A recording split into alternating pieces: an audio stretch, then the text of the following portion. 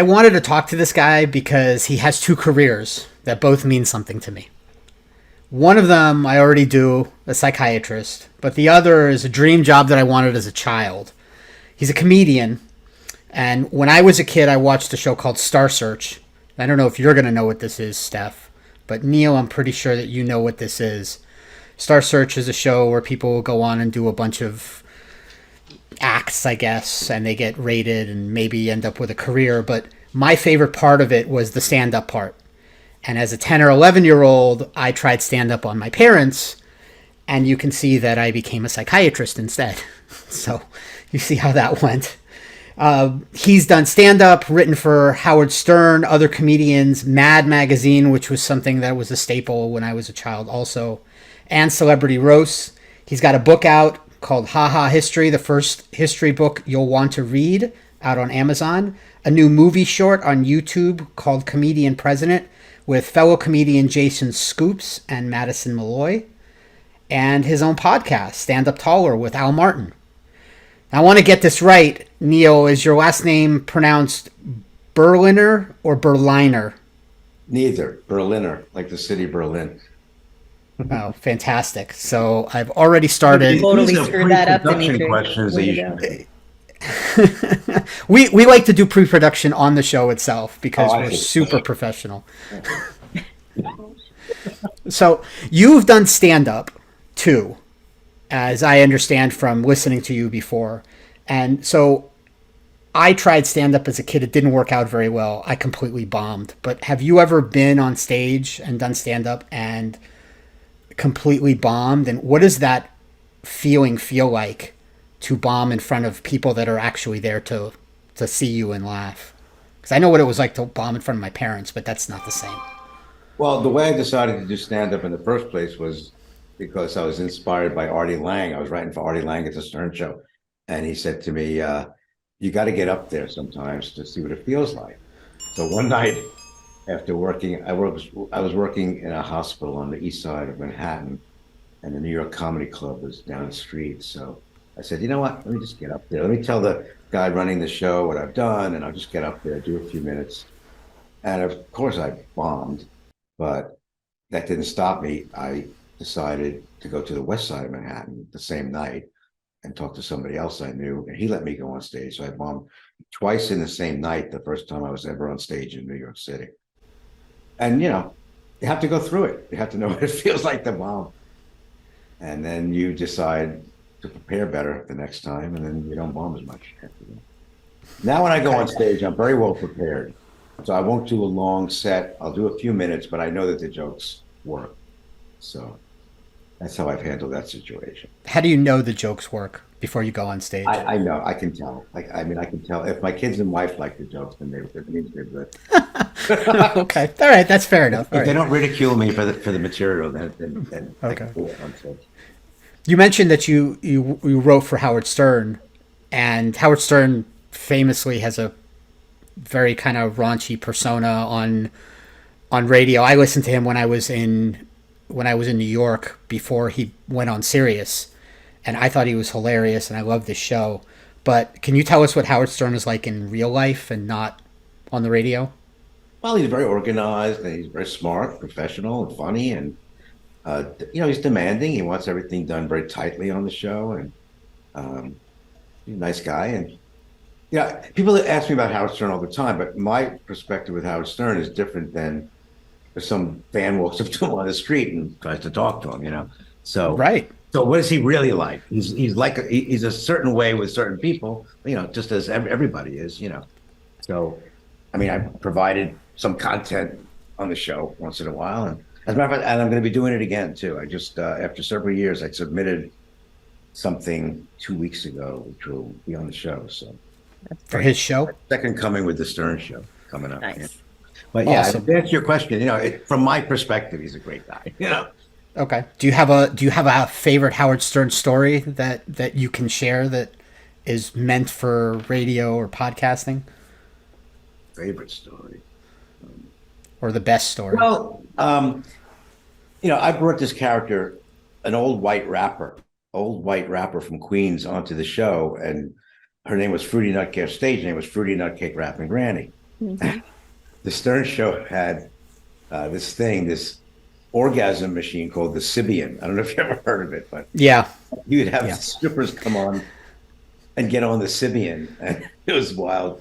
But then Rapping Granny wanted to go on it one morning, so she went on it, and Howard later said that it was his favorite Sibian segment ever when Rapping Granny went on the Sibian. And how old is Rapping Granny? Well, she was in her 70s then. She passed away about 5 years ago, I think. So she was well into her 70s when she did that segment. Perfect. Okay. And it's not on Pornhub, is what you're saying. Exactly. Didn't make it to Pornhub. Okay. All right. No. Along with all the other Sibian videos, and I have no idea why I would know that. I was going to ask you that. I was a little.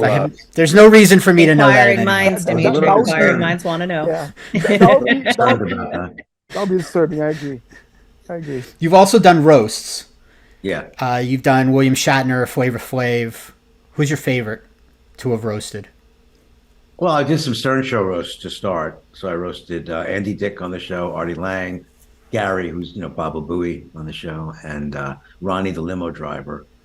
And then Artie invited me to write for the Comedy Central roast of William Shatner. My favorite one, well, the funniest story about me roast writing is for the Matt Lauer roast. It was a Friars Club roast. It wasn't televised. It was in Manhattan. And one of the roasters was Katie Couric. And she asked the writers to come up with a little known fact about Matt Lauer. Now, this was before the Matt Lauer sex stuff came out. And I wrote a line that was a little known fact about Matt Lauer is that he loves to eat curry. Okay. So people, now Ann Curry, when she was on the dais, so her napkin went in front of her, and 1,500 people hit the deck, and it was the line was in all the newspapers the next day. That's by far my most famous roast line. There's a joke somewhere here why he doesn't like curry so much, but I won't say. I'll let Dimitri say it. Okay. No, I'm not saying anything. I'm Best is to keep quiet about it. I'm going to drink my coffee. This is a family show, more or less, apparently, but not this segment. Apparently, is there any kind of behind the scenes of a roast that you can give us? Like, what's it like back there? Because I've watched a lot of them, and I've watched. I don't remember his name, but the guy who considers himself the roast master. Oh, Jeff Ross. Jeff Ross. That's or maybe a different way. Is there any? Do you know of anyone that ever got upset with a joke? Anybody that took it the wrong way, either off? Yeah. Amy Schumer once did a joke on Johnny Knoxville from Jackass. Jackass, and one of the Jackass guys had recently died, and Amy Schumer says, "Well, it should have been you," and everybody just stared at her like, "Oh, what is this?" It wasn't really even a joke, so that really annoyed everybody the other days. You roast out of love, so Yes. You're supposed to be funny. But is there anything like that goes on? Do you tell the people that you're roasting behind the scenes that you're gonna do certain jokes? Do you agree on them at the beginning before you go out there? Or do you just do it off the cuff? Well, the only thing that I can remember all of us agreeing on was for the Shatner roast. His wife had recently died in a swimming pool, so that for certain was off limits. Yeah, that's all. Yeah, that would make sense. But you have to check. You have to make sure that people aren't going to do stuff that they shouldn't be doing it. Right. So That would have been bad. So that we don't have Will Smith slapping people up on stage. Right. Till this day, I don't know if anything. I don't know if anything can prevent him from. I don't know. I'm skeptical till this day about that Will Smith thing, man. I don't know. I still think it was a stunt for ratings or for popularity or I think it whatnot. was staged. I don't know. Well, it didn't do much for his ratings or popularity, so I don't know. For the show, I guess for the No. show, for the hours. No, and it didn't do anything for Chris Rock either because he came out with a show a year later, and a lot of people Did didn't he think it sell was that out? funny. No. Well, of course, he sells out all the time, but the show itself, people didn't think it was that funny. So, what was you roasted Flavor Flav, and I'm curious because I can see him sitting there taking these things. But what was his favorite joke? If you remember, I don't know what his favorite joke was, but I just remember what I wrote for him. One joke of mine was there's a lot of. I was just backstage, and a lot of gangster rappers here, a lot of weapons back there, and this is the first comedy event where the security has to protect the audience from the performers. Okay. We should get a laugh track on here. No, you shouldn't. It'd be more. We don't need a laugh track, It's Dimitri. more natural. for you not Dimitri to laugh. Dimitri likes sound. That's right. And I do like sound effects but because I'm they not make... going to be mean to you, Dimitri. I'm not going to be mean to you. No, that's okay. You can be mean to me. That's fine. That's part of That- why we do this. That would be the usual. I was told I was mean that- to Dimitri. That would be normal. That's kind of like your guys' dynamic. You're always mean to him, and I think that's what he knows. So that's fine. Yes. I'm not mean. It's not right. as fun. Stay true to yourself. Well, let me ask you something, Neil, if you don't mind. So I get that you write for people, you write jokes for people, and that you do your own stuff as well. Do you ever, we are the Psychiatrist podcast. We try to talk about, people's behavior, human behavior, whatnot. In your case, when you write a joke for someone and you see that joke being successful, or that person taking the joke to, miles that you would never think it would go, do you have that human feeling that you should have been the one telling it? Does that ever strike a bone? Okay. No. I'm very happy to get any kind of forum for my material. So, I mean, look, the Howard Stern show was my first break, and he had a listenership of several million people back then. He still has over 1 million people a day listen to the show. So it's a real thrill. It was especially at the beginning to hear my material over Sirius through my car, my stuff. So I don't have any problem with other people doing my material. I mean, look, my life was not set up for me to be a traveling road comedian. Okay. My path was, I mean, I was funny from very young, and I always knew I'd have some kind of involvement with comedy, but I had no idea I'd be involved with big venues like this, big national venues. I'm just very fortunate to have anybody doing my material in big forums like this. And, I was destined to become a doctor. I was like, that was the track for me, So I'm very lucky in that I've been able to, combine both worlds and get involved with both worlds. Dimitri, you're on mute. You're muted, Yeah. Dimitri. I'm Yeah. sure what you're saying is pretty good, but it's mute. This is the kind of professionalism we bring to podcasting. Yeah. Is technical difficulties and speaking when you're muted. It was kind of fun to watch you, though. It was. Yeah, the hand gestures. Yeah. I'm a hand gesture kind of guy. So you said that you were funny as a kid, but you went into medicine. So why did you choose medicine as opposed to just going and doing stand-up? Seeing if you could make it as a Because I was a comedian.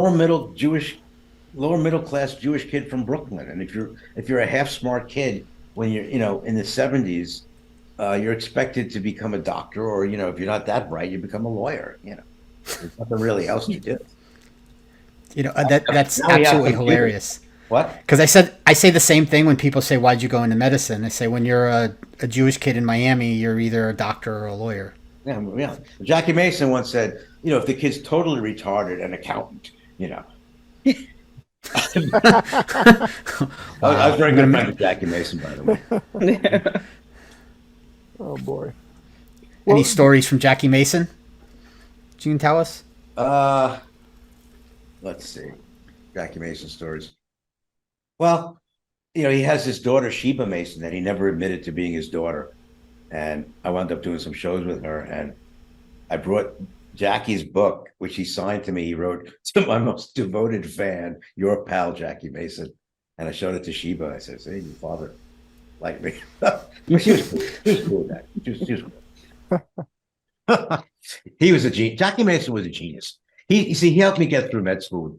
Me and my roommates and I played his albums constantly in med school, and we would quote his stuff, and we really took a liking to him. And I'll tell you a good story about Jackie Mason. He had all those Broadway shows later on, like I guess in the 80s and 90s. And one day I was backstage with him. I said, "Jackie, I have all your old albums on back then it was cassette, I guess." I said, "Do you have them? Do you want them?" He goes, "Yeah, bring them in." And he listened to all of them, and he added stuff to his show that he had forgotten from his own albums after I gave him that stuff. And so he did that on stage? Yes. Yes. Excellent. Is he your favorite comedian of all time? People, it's look, you do a sports podcast, right? It's like sports. You have different eras for different favorites, right? So, when I was a kid, Tom Seaver, his poster was on my wall. And then as you go on, different people influence you. So the same is true of comedy. So my early influences were people like Johnny Carson, for sure. He's probably number one. Woody Allen, Alan King. People I used to see on Ed Sullivan back then. Ed Sullivan was a show, by the way. Yeah. Yeah. Sunday night. Yeah. Sunday night, all of America watched it. Dimitri, you would know. I would know because I'm the old one in this You are. group. Yes. I mean, I wasn't alive for that, but I do know what it is. Yeah. So who's your favorite modern comedian then? Well, I like a lot of people. I like Jim Gaffigan very much. I like some guys you may not even have heard of. I don't know if you've heard of Gianmarco Ceresi. He's excellent. Nope. I'm more in the New York camp than the LA camp, so I know a lot of New York comedians. You mentioned Jason Scoop. Jason Scoop is going to be a really big star. And I met him 10 years ago. We were doing shows together, mostly on the Lower East Side of Manhattan. And after the first or second time I worked with him, I went up to him and I said, Jason, you are going to be very effing famous. And he looked at me, he said, yeah, thank you. People have told me that. And when he said that to me, I was thinking, well, people tell you that, but I'm going to try to be involved. I'm going to do a project with you someday. You are really good. And that's how I eventually came to write Comedian President. And He does very good impressions. He's a master. Yeah. Jason is a Very master impressionist. That's pretty good. He won Dana Carvey's show called First Impressions. It was a TV contest. He's an incredible impressionist. He can impersonate anybody, and you saw the film. I mean, he totally nails it. So I wrote this film for him, and I spent 3 months early this year. I mean, put my heart and soul into it. I produced it. I wrote 95% of the jokes, and I even bought the props. I did the graphics and the music, everything. So I was very happy with that project. But you're going to definitely hear a lot about Jason Scoop. Good. Okay. How old is he? What? He looks young, like in his 20s. Jason sorry? Scoop. How old is he? He's 31 now. Oh, 31. Okay. Yeah, he's young. Yeah. So I wanted to ask you about the different eras because you mentioned that. What joke did you write or that you've heard back when you started that you don't think you could write now or perform now? Because it might be politically incorrect or something. For whatever reason. Whatever reason. I don't know. I mean, look, most jokes that most people like me write are throwaways. They're topical jokes, like monologue jokes. So I used to write for a show in LA, like a Tonight Show format show. And, there are 5 categories of monologue jokes, basically, which would be 100% of what you hear on any late night monologue. There's current events, sports, celebrities, science, technology, and then one-offs like weird stories that'll happen in the news. So the point I'm making is that 99% of the stuff I write is good today, but has a shelf life of like a week or two. Okay. So there's some jokes that we call them evergreen. They're good forever, Right, but there's got to be something that you would have mocked in current events 30 years ago. Well, yeah. Well, that you can't mock now. that you That can't. you Well, the issue that you wouldn't be able to write or you wouldn't be able Well, to. the issue becomes: perform. do you want to take on? Do you want to write whatever you think, or do you want to, bow to political entities that don't want you to say whatever you want? Right. So I've never really done that. I don't really care what people think of what I write. If they don't like it, they don't have to listen to it. So I'll write anything I want. But to answer your question, I'll go back on Facebook. They have Facebook memories every day. And I'll look at my, jokes from 15 years ago, 12 years ago, whatever. And some of the political jokes, I don't even remember what I was talking about. The names are just so in the past. As I say, they were just throwaway jokes at the time. And yeah, there's some politicians' names who don't mean anything anymore. But there's nothing I would not say today. I wouldn't throw away a joke today because it might offend somebody. Let's put it that way. I don't care about it. Speaking of like offending people or maybe doing some cruel things, we were talking earlier today about scare pranks. and how that's very big now on YouTube, shorts and Insta reels and TikTok, of all of these scare pranks, whether it's in an elevator and somebody goes ballistic in an elevator, scare people, or whether it's the tree people like we see sometimes in Vegas and they jump out and scare people. What are your thoughts about scare pranks? Comedy? Well, the tree thing happened to me in San Francisco about 25 years ago. And it scared the hell out of me. I thought I was going to have a heart attack. And that's where I draw the line. If something's going to hurt somebody, then I don't advocate it. Okay, so I'm very much against those kind of things. And, you know, those guys who do that tree thing or other things like that, they don't know the health condition of the victim. So, I mean, that's tantamount to assault, if you think about Correct. it. If somebody So you're not a scare prank fan. I'm not a fan of it. He's a victim. You just said it. He's a victim. Well, I was He's a victim of a scare prank. It could but be even very aside scary. from me, but even aside from me having been a victim, I feel for the other people who are victimized. And as I said, you know, it really could be, you know, dangerous health-wise to somebody. So that's why. But not So even it does like, make me a bad person to laugh at these things because No. I go down this No, rabbit I mean, it's hole. funny. Look, it's funny to watch somebody falling down the stairs. All right. It's just funny. Now, it evokes all kinds of bad stuff in us, but the visual is funny. And I'm laughing because I'm thinking about when I was a kid, in my apartment building, some woman fell down the stairs and we all cracked up. And it's a funny visual.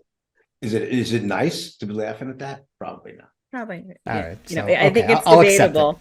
I think it's debatable. But, you know, even when you were saying, you know, about how, you know, health wise, it could be dangerous with the scare pranks, right? If a person has a heart condition you don't know about, or like there was a child with autism spectrum disorder that made some news as well, that they did a scare prank on, and you know the person doesn't know who they're encountering. But I've also seen in some of the TikToks where a person basically jumps up and now they're going into the middle of the street because they're terrified they can get hit by your car. Absolutely. There's all sorts of things. Is it funny to watch?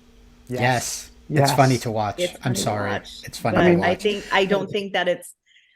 I've been a victim of a scare prank at some point on Vegas. I didn't have as bad of a reaction as I thought I probably would have had if that happened to me. But, you know, I didn't die. I didn't have a heart attack. None of that. It can be scary for people, and you don't know who you're encountering. Yeah. I mean, Also, it plays into the comedy like idea of better you than me.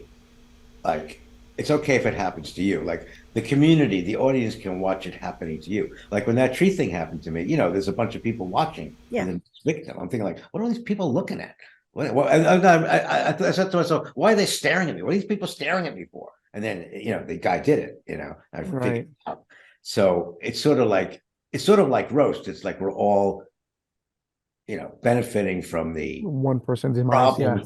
one person's problem at the time. Yeah. Yeah.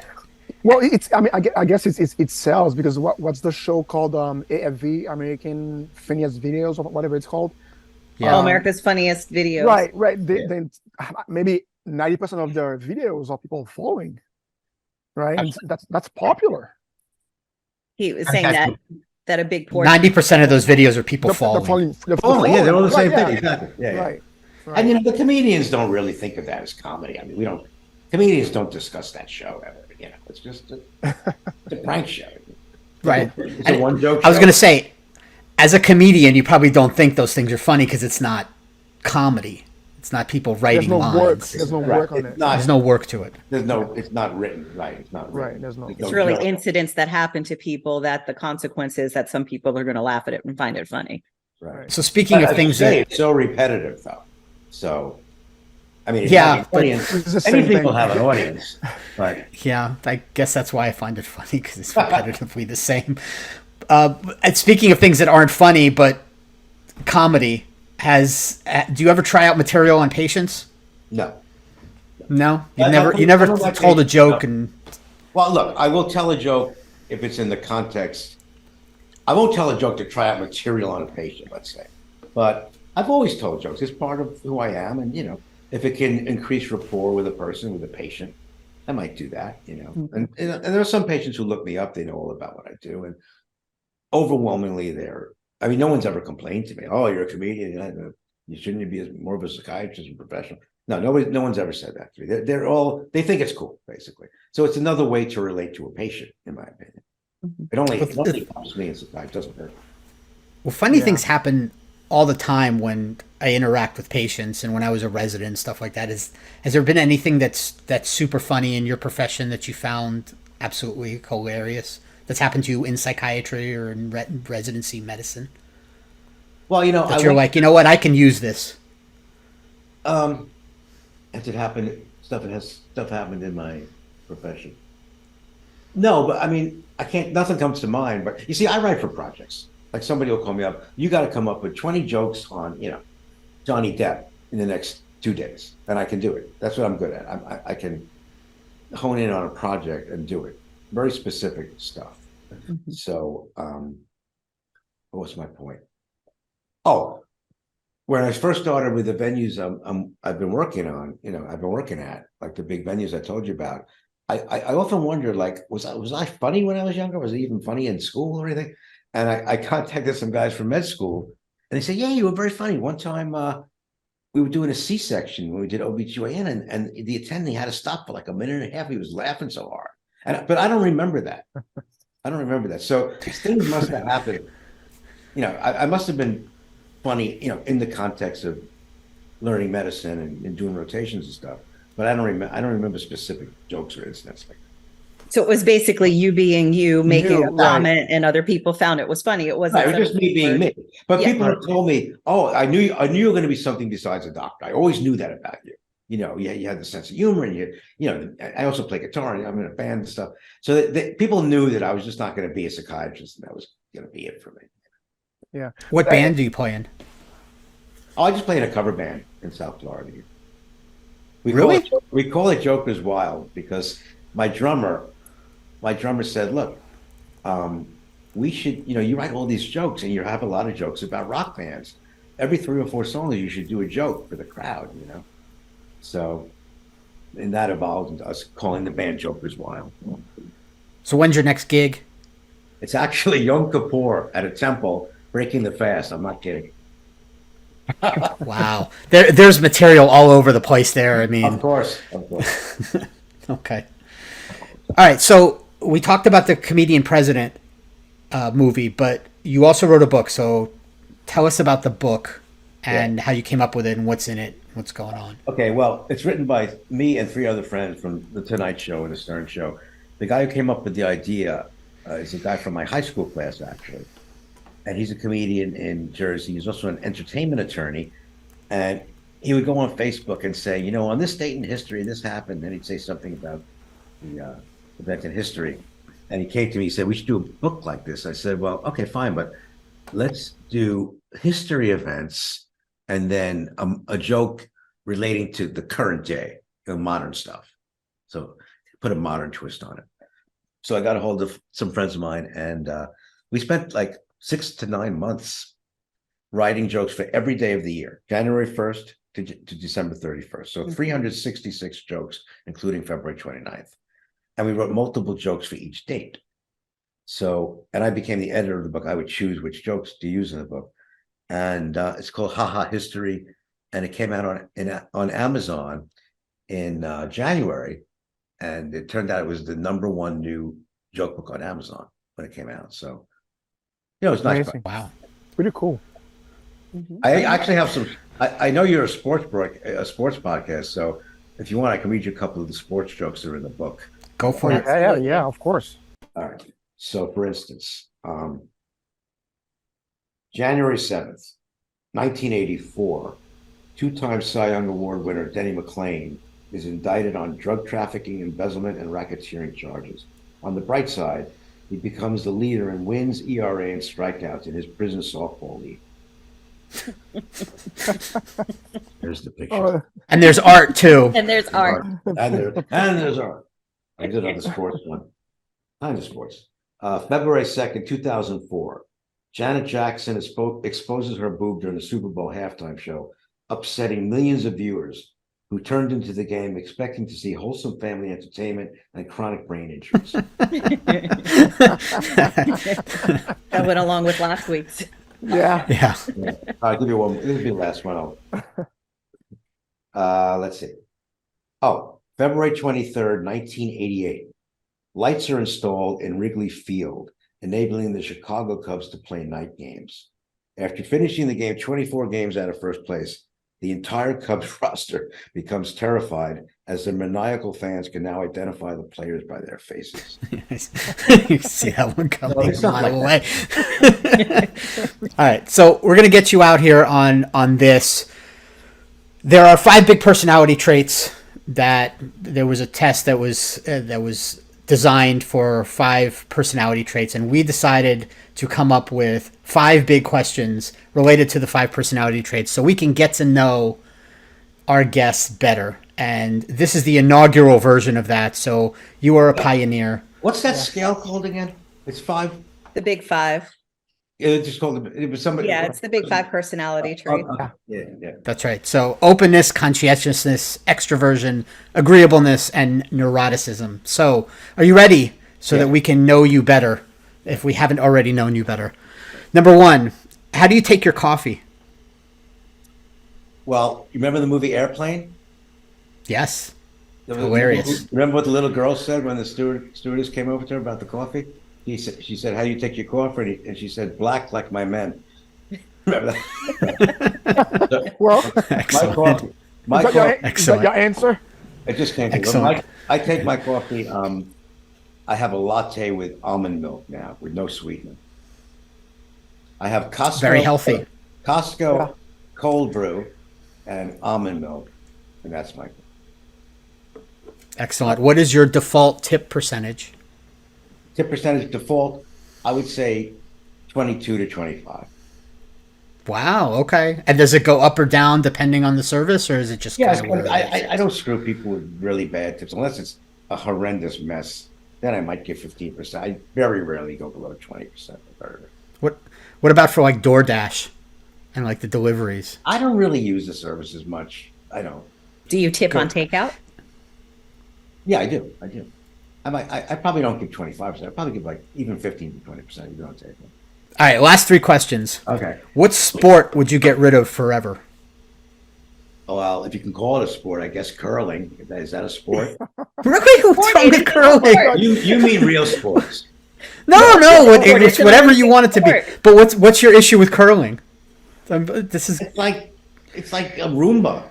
It's like a vacuum cleaner there, and, Oh my and they're so intent on sweeping that ice and like their life depends on it, and it's like a total bullshit sport. all right. Fantastic. What movie villain describes you the best? What movie? Villain. What movie villain describes you the Villain. best? Movie villain. Let's see. Go to the next one. I'll think about that. I'll pass. Okay. I'll pass. John. You're gonna pass on the big 5? You're gonna phone You a friend. pass on the big 5. There's so many different options. That's why it's a great question. What's the most frightened you've ever been? Most frightened I've ever been. Frightened.